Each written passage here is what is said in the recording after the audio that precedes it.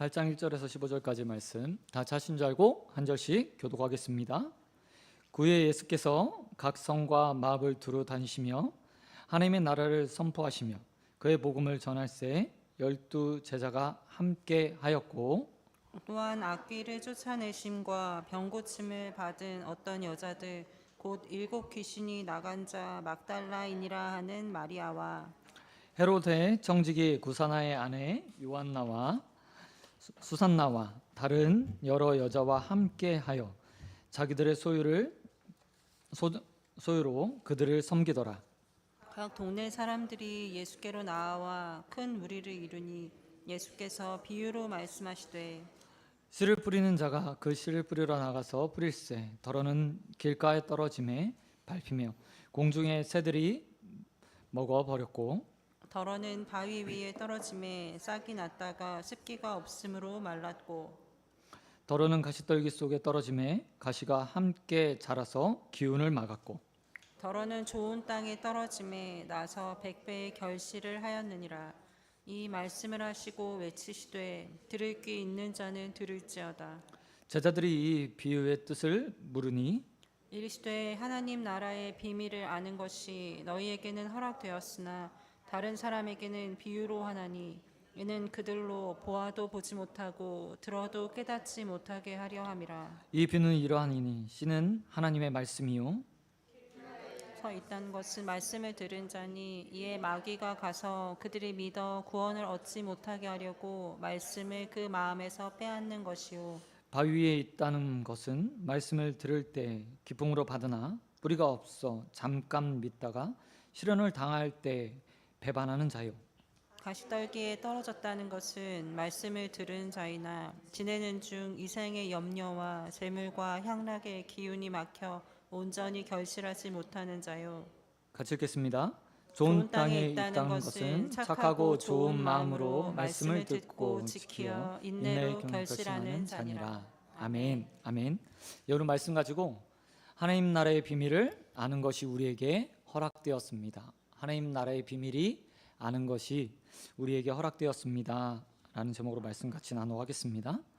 오늘 본문은 예수님께서 하나님 나라를 선포하고 복음을 전하는 가운데 동참했던 사람들에 대한 기록으로 시작되고 있습니다. 지난 시간 우리가 보았듯이 예수님께서 자기 사랑을 표현하기 위해서 행동했던 여인처럼 오늘 예수님의 사역에 동참하면서 예수님을 향한 사랑, 하나님 나라에 대한 열정을 가졌던 사람들의 이름이 먼저 본문에 기록되어 있습니다.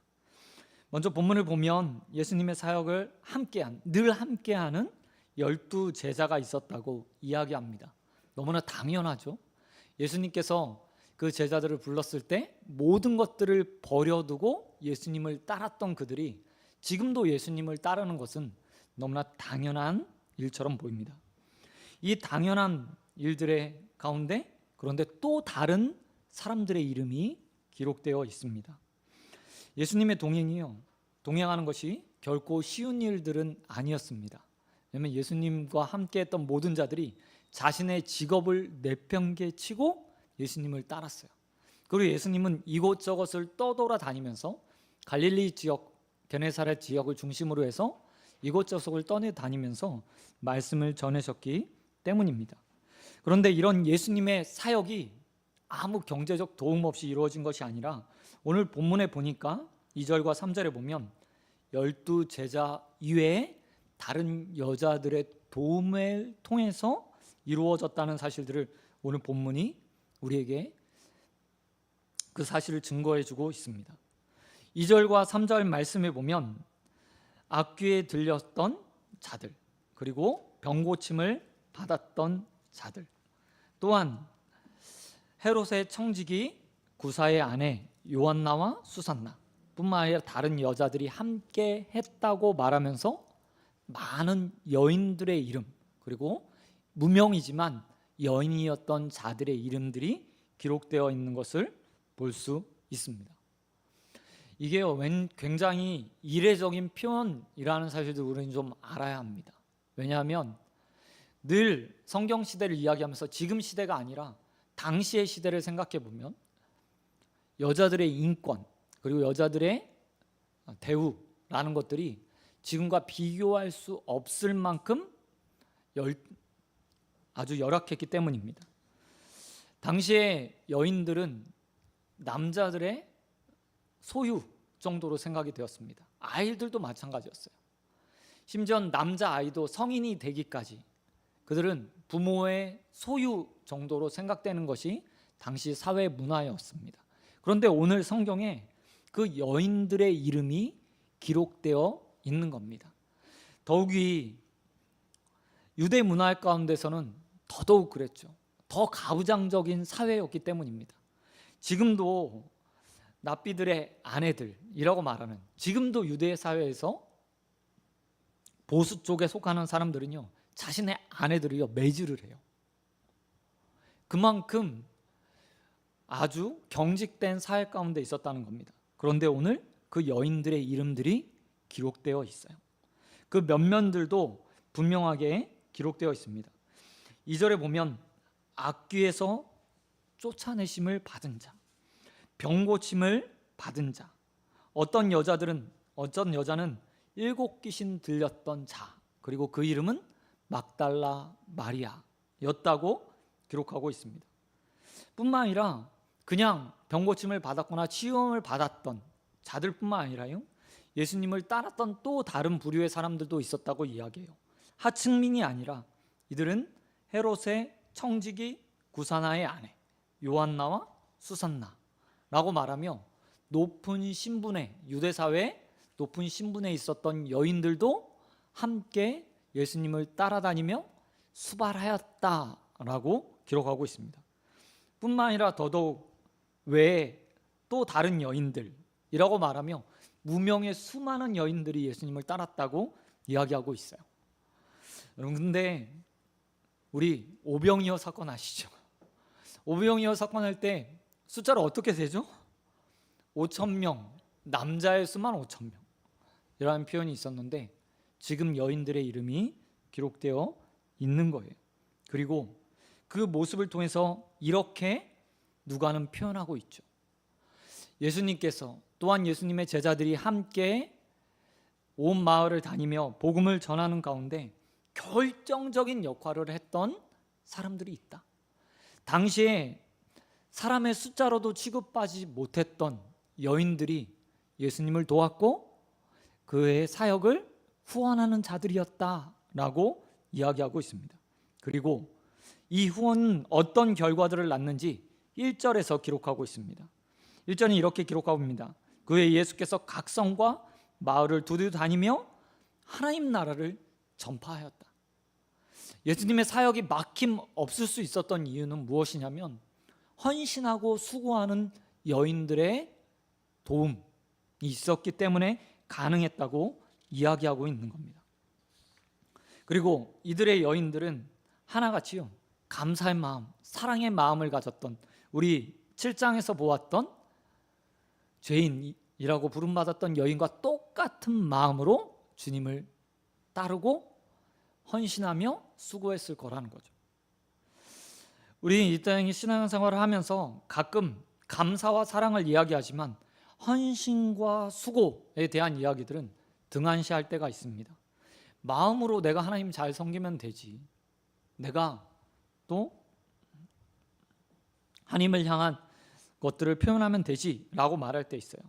하지만 본문은 분명하게 이야기하고 있습니다. 교회 안에는, 하나님 나라 안에는 헌신하고 수고하는 자들의 열심, 그들의 수고, 그리고 그들의 자발적인 마음들이 모여서 하나님 나라와 복음이 흥왕케 된다고 이야기하고 있다는 겁니다. 저는 이 모습을 보면서요, 우리 교회 그리고 이 땅에 있는 모든 교회들이 나아갈 방향들에 대해서 좀 생각해 보게 되었습니다. 제가 섬겼던 교회 늘 연말이 되면요, 사역 작정서라는 걸 써요. 근데 쓰는 이유는 단 한 가지입니다.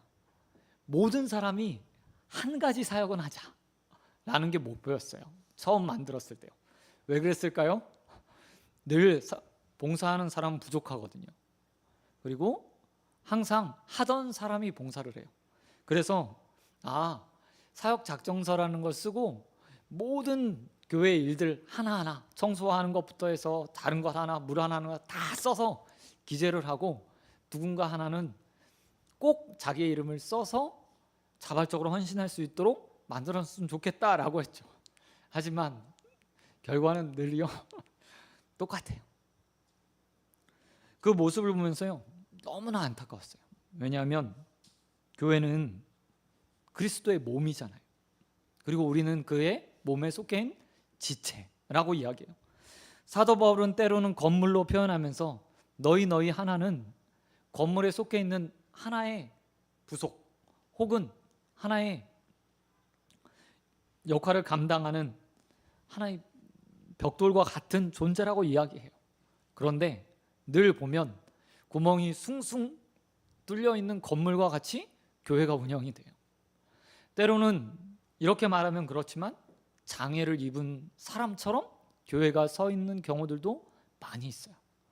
손가락이 없거나 때로는 눈이 없거나 아니면 정말 온 몸에 피를 공급해야 되는 심장이 없는 모습으로 교회가 서 있는 것도 발견하게 돼요. 저는 오늘 예수님을 따랐던 그 운명의 여인들 또한 수고하고 땀 흘리며 헌신하며 그 소유를 들여 예수님의 사역을 도왔던 자들처럼 우리 모두가 우리 교회 모든 구성원들이 그와 같은 일에 동참하여서 예수님의 사역이 하나님의 나라의 전파가 흥왕케 되었던 것처럼 우리 교회를 통해서 그런 역사들이 나타나게 되기를 소원했습니다. 그리고 이 일들을 위해서 우리 함께 뛰고 함께 일하기를 소원합니다. 여러분, 우리 하나님 나라와 복음을 위해서 또 구제하고 선교하는 일을 위해서 우리 교회가 함께 그 일들을 감당하는 일에 서로 봉사할 수 있게 되길 우리 주님 예수 그리스도의 이름으로 축원드립니다. 그런가 하면 두 번째로 오늘 본문에서 예수님께서 비유의 말씀을 통해서 말씀의 열매 맺는 삶이 어떤 것인지에 대해서 이야기하고 있습니다. 오늘 말씀의 두 번째 비유 4절부터 15절까지 보면 네 가지 땅에 대한 비유가 나옵니다. 그런데 저는 이 제목보다요 다른 제목이 더 좋습니다. 씨 뿌리는 자의 비유, 씨 뿌리는 자의 비유라는 제목이요 더 마음에 들더라고요. 오늘 본문에 보면 예수님께서 씨를 뿌리는 자의 비유에 대해서 이야기하십니다. 근데 그 씨가 우리가 잘 알고 있듯이 각자 다른 곳에 떨어져요. 하나는 길가, 하나는 돌 위에, 하나는 가시떨기가 있는 땅에, 또한 좋은 땅에 떨어졌다고 이야기하고 있습니다. 그리고 그 결과들이 다 달라지죠. 12절 말씀에 보니까 예수님은 이 씨를 가지고 씨에 대해서 이렇게 말씀하십니다. 씨는 하나님의 말씀이다. 하나님의 말씀. 그러면 이 씨를 뿌리는 자는 누구겠습니까? 당연히 예수님이죠. 지금 온 마을에 다니며 복음을 전파하고 하나님 나라의 말씀을 가르치는 예수님인 거예요. 농부가 씨를 뿌리고 있습니다. 그런데 결과들이 달라지게 돼요. 길가, 바위, 가시떨기, 그리고 좋은 땅 어디에 떨어지냐에 따라서 어떤 씨는 자라서 열매를 맺는가 반면에 어떤 것은 자라나지 못하고 때로는 그것이 아무짝에도 쓸모없는 발화조차 하지 못하는 상태에 놓이게 되었다고 예수님은 이야기하고 있습니다. 12절 말씀에 보니까 예수님이 길가에 떨어진 씨앗이 어떻게 되었다고 이야기하고 있습니까? 사단이 와서요 채어가 버린대요. 가장 먼저 예수님은 씨앗을 뺏어가는 말씀 자체를 뺏어가는 사단의 위험성에 대해서 우리에게 경고해 주고 있습니다. 가장 무서운 일인 것 같아요. 지금도 우리가 말씀을 듣고 있잖아요. 그런데 그 말씀이 우리 마음판에 떨어지기 전에 사단이 와서 다 빼앗아 가 버린다고 이야기하고 있는 겁니다. 어떻게 보면 말씀을 듣는 행위가 영적인 싸움이라고 말할 수 있을 것 같아요. 아무리 그 마음 가운데 받고 싶어도 사단이 먼저 와서 그 마음을 채워버리면, 우리의 마음을 꼭 닫아버리면, 우리의 귀를 닫아버리면, 때로는 우리의 육신을 피곤케 해서 들을 수 있는 귀를 닫아버리면, 아무리 좋은 말씀이, 그리고 온전한 하나님 말씀이 증거되려도 그 말씀이 그저 사라져버리는, 아무 소용없는 그런 말씀이 되어버린 거죠. 심지어는 오늘 본문의 말씀을 누가 하고 있습니까? 예수님이 하고 있어요. 말씀이신 예수님께서 하고 있는데도 사단이 와서 그 말씀을 채워가 버린대요. 그만큼 말씀을 듣는 일이 영적 싸움이라는 사실을 우리에게 보여주고 있는 거죠. 그런가 하면 두 번째로 예수님께서는 13절에서 말씀이 바위 위에 떨어졌다고 이야기합니다. 씨앗이 바위 위에 떨어졌대요. 그런데 그 씨앗이 어떻게 됩니까? 금방 자라나요. 하지만 이내 시련을 당할 때 배반하고 떠나가 버린답니다. 그 이유는 단 한 가지였어요. 뿌리가 깊이 내리지 못해서. 다른 말로 이야기하면 기쁨은 있지만 말씀을 받을 때 그 가운데 좋은 말씀이야, 유익한 말씀이야 라고 받지만 하나님을 향한 온전한 믿음이 없기 때문에 열매 맺는 데까지 자라가지 못하는 거예요. 그래서 그들은 한 가지 특징을 가지고 있는데, 시련, 어려움이 왔을 때 말씀의 기쁨보다 어려움 앞에서 금방 하나님을 배반해 버린다고 이야기하고 있습니다. 우리도 이런 일 많이 있죠. 하나님 말씀 딱 들을 때 기쁨과 즐거움으로 받을 때가 있어요. 때로는 그 말씀이 나의 마음에 갑갑하게 눌려져 있던 것을 해결해 주는 것 같은 말씀을 받기도 해요. 하지만 안타깝게도 예배당 문을 딱 열고 나가는 순간에 그것들이, 기쁨은 사라지고 현실의 삶들이 찾아오면 이내 그 기쁨마저도 다 빼앗겨 버리는 상태에 놓이기도 하죠. 어떨 때 보면, 제가 어쨌든 목사 생활을, 교육자 생활을 20년 정도 했으니까요, 많은 사람들을 보게 돼요. 특별히 수련회를 갈 때마다 이 수련회를 매년 와야 되나? 라고 생각할 때가 있어요.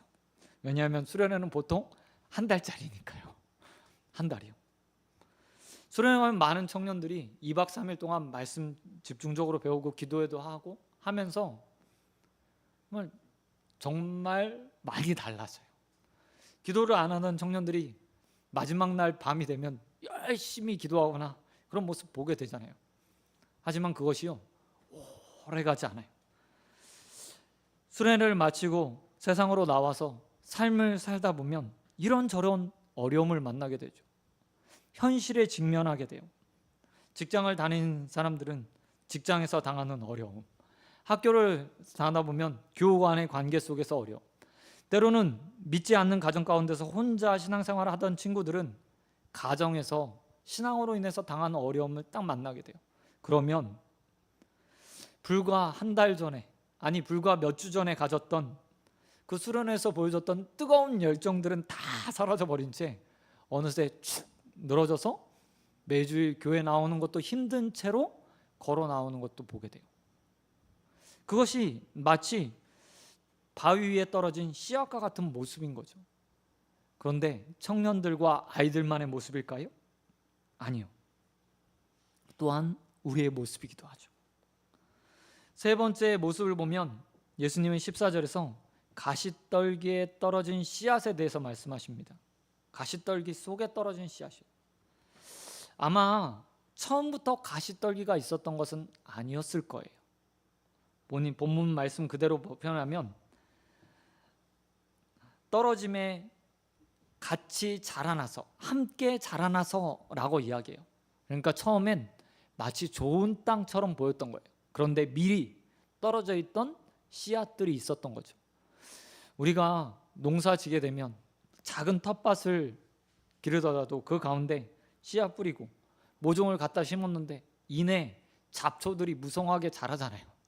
그와 똑같은 상황인 거예요. 그 상황을 빗대어서 예수님께서 14절에서 가시떨기에 떨어진 씨앗에 대해서 이야기해요. 이 씨앗은 성장을 하기 시작합니다. 그리고 잘 자라나요. 근데 문제는 무엇이죠? 열매는 맺지 못해요.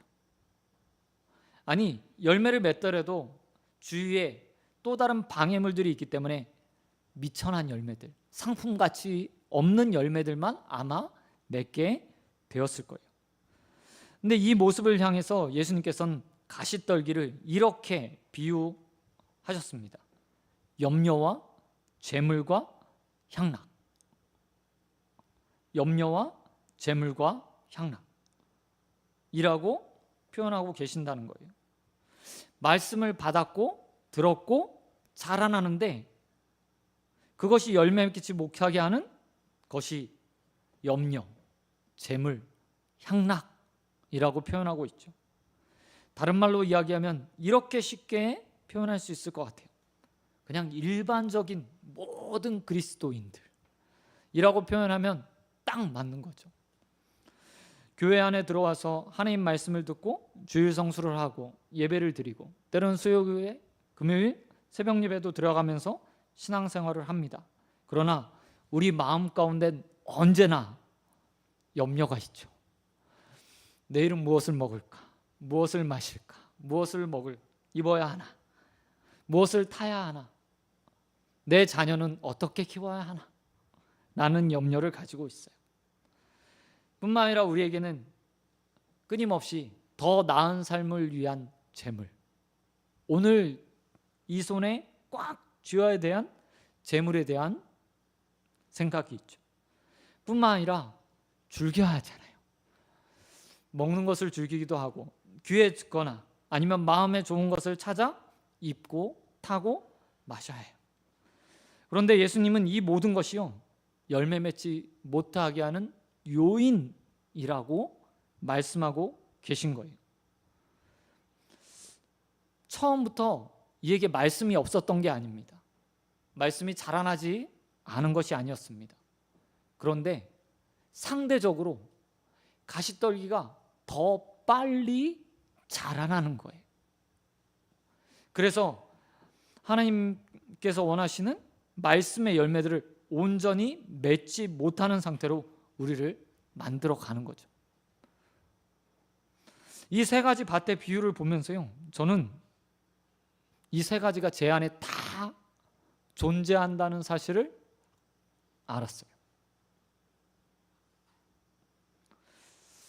나는 이 정도 밭은 되겠지라고 생각했는데 말씀을 준비하면서 딱 보니까요, 아니에요.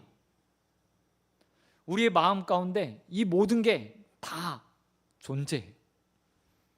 실제로 저희도 목사니까 예배 이렇게 집례를 하고 설교를 하잖아요. 하지만 저 역시도 예배자가 되어서 어디 가서 예배 드리는 순간이 있어요. 그때 항상 제 마음이 하나님 말씀 앞에 열려 있을까요?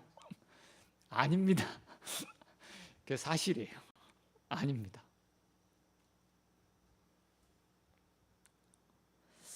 저에게도 기쁨의 말씀이 주어지긴 해요. 때로는 설교를 준비하는 동안에 정말 한껏 은혜를 받을 때가 있어요. 하지만 그것이 늘 제 마음을 주장하는 건 아니에요. 마치 바위 위에 떨어진 씨앗처럼 잠깐 기쁨이 되고, 아, 그렇지, 더 열심히 더 많이 말씀을 보기 때문에 그런 은혜들을 더 자주 누리지만 그것이 항상 열매로 나타나는 것은 아니에요. 반대로 저 역시도 염려하죠. 무슨 염려할까요? 저도 똑같아요. 우리 교회가 잘 됐으면 좋겠는데, 경제적으로 어려움받지 않았으면 좋겠는데, 빨리빨리 교회가 안정되어서 내가 그래도 가정에 조금이라도 한 푼이라도 우리 아이들 학원 하나 보낼 수 있을 정도는 됐으면 좋겠는데, 즐거움에 대한 것도 있겠죠. 저도 이렇게 말랐지만 먹는 거 좋아합니다. 보는 거 좋아하고요. 남들이 타고 다니는 차 보면서 아, 좋은 차네 라고 생각하잖아요. 우리 마음 가운데 다 이것들이 존재해요. 그리고 우리는 그것들을 부정할 수 없죠. 그럼에도 불구하고 주님께서 우리에게 이 모습들을 보여주시며 더 좋은 땅이 되라고 이야기하고 있어요. 주님께서 궁극적으로 우리에게 원하시는 것들은 이 모든 것들을 다 뛰어넘는 거죠. 그리고 우리에게 원하시는 건 단 한 가지예요. 15절 말씀에 나와 있는 것처럼 좋은 마음을 가지고 말씀을 듣고 지키어 인내에 결실하는 자가 되는 것. 좋은 땅이 된다는 것은 뭐 여러 가지로 생각해 볼 수 있을 것 같아요. 그런데 오늘 본문에서 예수님께서 분명하게 한 가지로 딱 정의해서 말씀해 주고 계세요. 좋은 땅이 되는 건 인내하는 거다. 15절에 보니까 이렇게 기록하고 있어요. 좋은 땅에 있다는 것은 착하고 좋은 마음으로 말씀을 먼저 듣고 지키어 인내하는 것, 그것이 결실하는 것이라고 이야기하고 있다는 거예요. 우리가 말씀의 열매를 맺기 위해서 가장 필요한 것은 바로 인내예요. 인내. 다른 게 아니에요. 여러분 시편 126편 말씀에 보면 5절과 6절에서 이런 말씀이 기록되어 있어요. 여러분 다 들어보셨을 거예요. 눈물을 흘리며 씨를 뿌리는 자는 기쁨으로 단을 가지고 돌아올 것이다 라는 표현이 있어요. 이건 농부가 수고하고 인내하면 그 삶 가운데 무엇을 쥐게 되는가에 대해서 이야기하고 있어요. 근데 오늘 본문의 비유가 그 비유와 아주 비슷해요. 달라진 건 뭐냐면 우리는 씨 뿌리는 자가 아니고 농부가 아니고 열매 맺는 씨앗이 되는 거죠. 자라나서 결국 100배의 열매를 맺을 것인가 아닐까, 그게 차이예요. 근데 그곳에서도 필요한 것은 단 한 가지예요. 인내하는 거죠. 시편 126편도 마찬가지고 오늘 본문도 마찬가지예요. 인내하는 거예요. 특별히 시편 126편은 그냥 단순히 인내하면 기쁨 얻을 거야 라고 그것을 안내해 주기 위해서 쓴 책이 아니에요.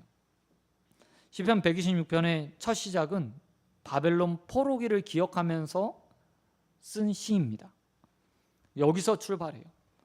이스라엘 백성들이 바벨론 포로 생활을 하잖아요. 우리 다니엘서 계속 나누고 있지만 무려 70년 동안 포로 생활을 해요. 그리고 나서 고레스 시대에 그들이 이스라엘 땅으로 다시 귀환을 하죠. 근데 이스라엘 백성들이 그 기간을 지나면서 해야 되는 것들이 있었어요. 그게 뭐냐면 선지자들 통해서 선포됐던 하나님 말씀을 믿고 기다리는 것이었어요. 기다리는 것. 나라가 망해버렸습니다. 그리고 이스라엘 백성들이 바벨론에 끌려가서 70년 동안 살게 되었어요. 다니엘 같은 경우에도 16세 정도에 끌려왔으니까 그가 포로 귀환, 너 이제 집으로 돌아가도 돼 라고 소식을 들었을 때 나이가 86세 정도 되는 거예요. 거의 90세가 다 돼가는 나이인 거예요. 무려 70년 동안 그들은 인내해야 됐어요.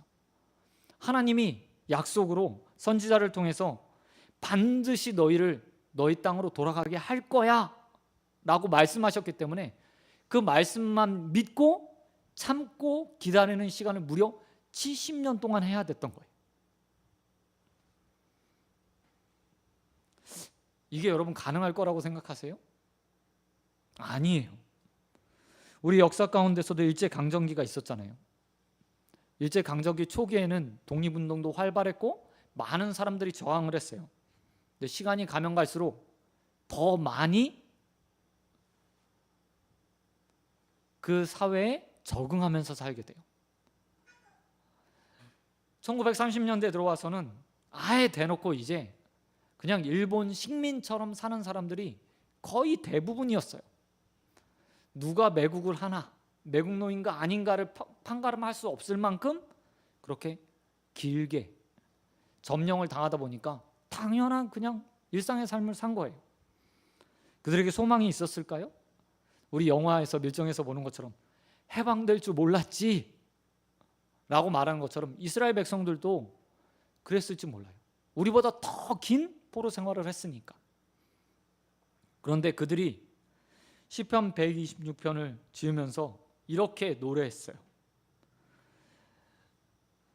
우리가 긴 세월 동안 포로 생활을 했어.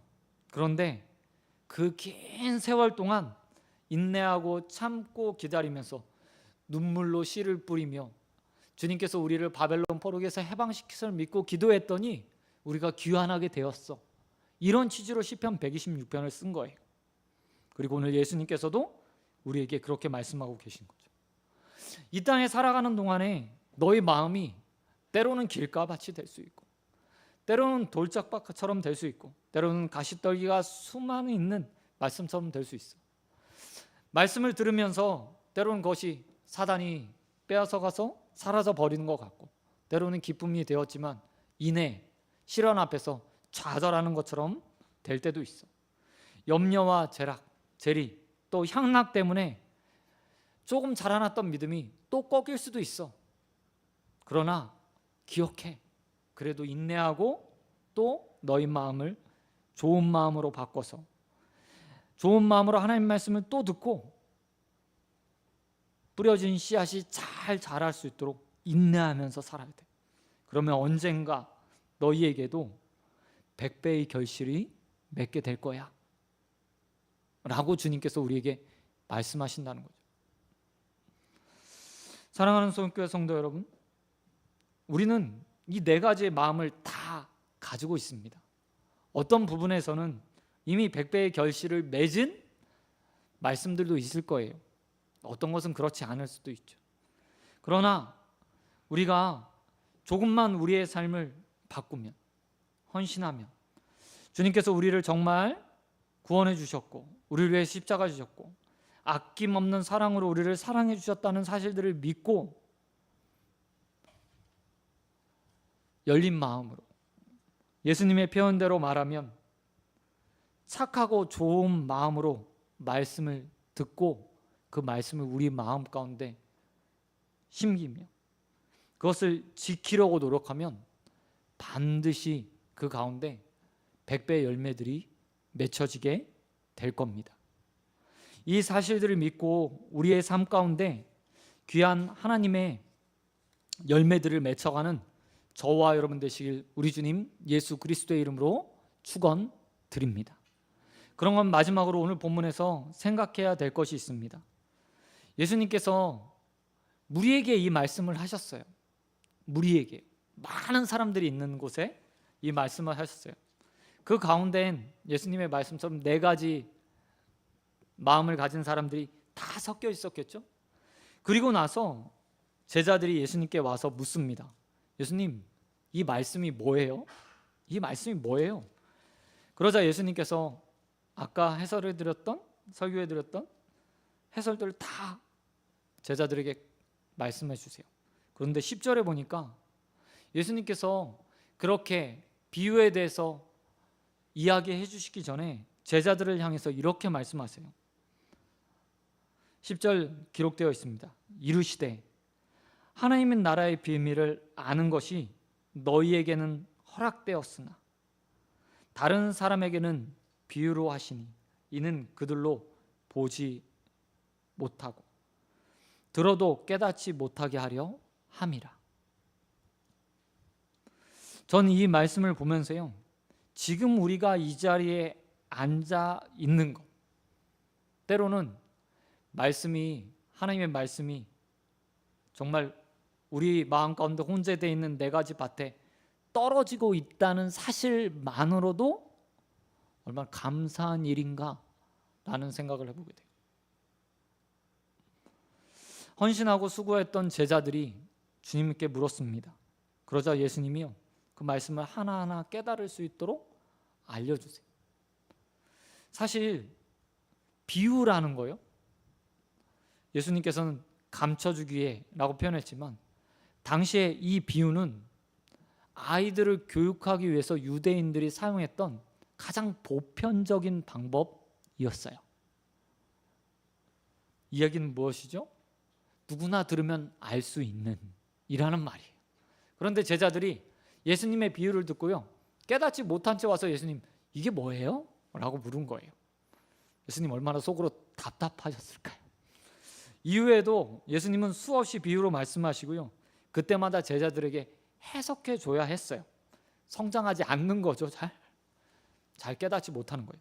그때마다 예수님은 꼼꼼하게 그 비유 하나하나 가르쳐 주시면서 그들의 마음 가운데 말씀을 심어주시고 자라날 수 있게 물을 주셨어요. 그 표현을 오늘 주님은 이렇게 표현하고 계세요. 하나님의 나라의 비밀을 아는 것이 너희에게는 허락되었다. 여러분, 우리 성경이요, 서점에 가면 2만 원, 3만 원, 비싼 건 4만 원, 5만 원이면 누구나 살 수 있어요. 그리고 밖에 나가서 제 또래 사람들에게 교회 다녀봤어요? 라고 물으면 거의 한 70%는 한 번씩은 다 교회 가봤을 거예요. 여름 성령학교, 수련회, 청소년기 때, 초등학교 때 거의 대부분 다 한 번씩은 가봤어요. 하지만 이 땅에 통계적으로 그리스도인들의 숫자는 600만이 채 되지 않습니다. 왜일까요? 하나님의 나라의 비밀이 모든 사람들에게 다 허락된 것은 아니니까요. 그런 그 비밀을 우리에게 오늘 주님께서 말씀해 주시는 거예요. 하나님 나라의 비밀을 알려줄게. 말씀을 너에게 내가 들려줄 거야. 그러니 좋은 마음으로 말씀을 받아 잘 키워가. 그러면 너의 삶에 그 말씀이 100배의 열매로 자라나게 될 거야. 이게 하나님 나라의 비밀이다 라고 말씀하시는 거죠. 여러분, 살아서 운동력이나 하나님 말씀을 우리가 언제나 아멘으로, 좋은 마음으로 받을 수 있게 되길 소원드립니다. 그 말씀이 힘이 있습니다. 능력이 있습니다. 살아서 운동력이 있습니다. 그리고 우리의 혼과 영과 골수를 찔러 쪼개 우리의 삶을 변화시킬 겁니다. 그 비밀을 아는 자만이요, 말씀을 사랑하게 되고 사모하게 되고 더 좋은 마음으로 받게 되죠. 저와 여러분에게 그 하나님 나라의 비밀이 알려졌음을 믿고 우리에게만 특별히 허락됐음을 믿고 하나님 말씀을 더욱더 사랑하는 저와 여러분 되시길 우리 주님 예수 그리스도의 이름으로 축원드립니다. 말씀 맺도록 하겠습니다. 여러분, 모든 사람이 하나님 말씀을 듣는 것은 아닙니다. 허락된 사람만이요, 들을 수 있고 또한 깨달을 수 있어요. 듣는 건 모두 다 들을 수 있을지 모르겠어요. 볼 수 있을지도 모르겠어요. 돌처럼 성경을 다 읽어서 그게 이런 말씀이야 라고 강연하는 사람도 있잖아요. 하지만 그가 하나님의 나라의 비밀을 온전히 알았을까요? 아니요, 그렇지 않습니다. 우리의 삶이 비록 모든 말씀을 받아서 열매 맺지 못할지는 모르겠어요. 그 말씀이 100배의 열매로 우리의 삶에 나타나지 못할지 모르겠어요. 하지만 우리에게는 그 말씀을 들을, 그리고 하나님 나라의 비밀이 허락돼 있습니다. 비록 부족하죠. 하지만 끊임없이 인내함으로 우리의 마음을 개간하고 좋은 마음으로 바꿔 하나님 말씀을 받는다면 모든 말씀이 우리의 삶에 100배의 열매로 나타나게 될 것을 믿습니다. 이것들을 믿고 하나님 말씀을 받아 우리의 삶을 변화시키고 또 하나님 나라를 위해 헌신하고 하나님께 좋은 열매로 돌려드리는 자들이 되어지길 우리 주님 예수 그리스도의 이름으로 축원드립니다. 이 시간 기도하도록 하겠습니다. 하나님 아버지, 감사합니다. 하나님, 오늘 어떤 마음을 가지고 주님 앞에 나왔는지 돌아보는 시간 되게 하심 너무나 감사드립니다. 혹시 나의 마음이 길가밭이어서 하나님 말씀이 이미 다 사단에게 뺏긴 것은 아닌지 돌아봅니다. 혹시 말씀에 기쁨은 있지만 이내 저문을 나가면 그 말씀의 기쁨이 사라져버릴까 두려운 마음도 있습니다.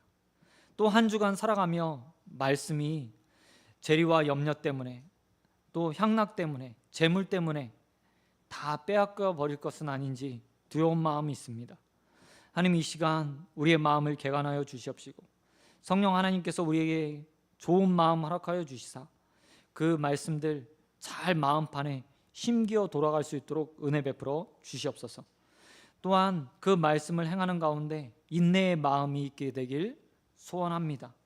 우린 연약하고 나약하오나 성령 하나님께서 우리와 함께 하시며 우리에게 힘이 되시고 능력이 되어 주셔서 이길 일 허락하실 걸 믿사오니 그 성령 하나님과 동행하며 인내로 열매 맺는 데까지 나아가는 자들 되어질 수 있도록 은혜 베풀어 주시옵소서.